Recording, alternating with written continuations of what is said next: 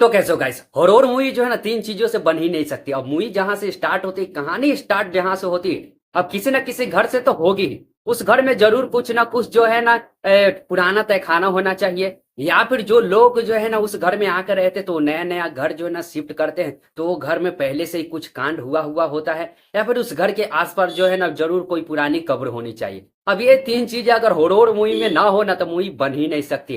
क्योंकि अचानक से कहीं से चुड़ैल या आत्मा कुछ आ जाएगी तो ऑडियंस सोचेगी यार अचानक से भूत कहाँ से आ गया, कहाँ से आ गया। ऑडियंस तो जानना चाहेंगे ना, तो ये चीजें तो डालनी ही डालनी पड़ती है। फिर बात करते हैं मूवी की जिसका नाम है द डिलीवरी रेंज, जो कि एक हॉरर मिस्ट्री मूवी है। कहानी एक फैमिली की जिसमें एबोबी नाम की एक हाउसवाइफ होती है जो कि अपने 3 बच्चे और अपनी माँ के साथ रह रही है।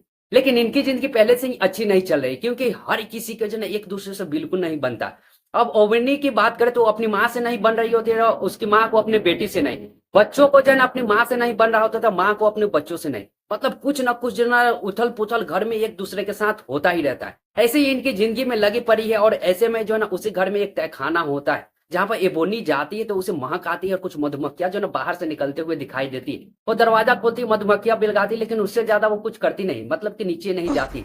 लेकिन दरवाजा खुलता है तो है और बंद भी हो जाता है, लेकिन इसी के बाद से सब कुछ जो है ना बदलना शुरू हो जाता है। पहले से ही घर में बहुत सारी उथल पुथल और बहुत सारी गड़बड़े चल रही होती है, इसके बाद तो और भी गड़बड़े और भी माहौल गड़बड़ हो जाता है। बहुत सारी गलत चीजें जो ना इन सभी के साथ होनी शुरू हो जाती है और जो है ना सिचुएशन और बिगड़ती चली जाती है और सिचुएशन ऐसी बिगड़ जाती है कि लगता है कि सब कुछ खत्म ही हो जाएगा। तो क्या क्या होता है उस फैमिली में और क्या है उसका राज, सब कुछ जानने के लिए एंड एंड क्या होता है इन सभी का जानने के लिए आपको ये मूवी देखने पड़ेगी।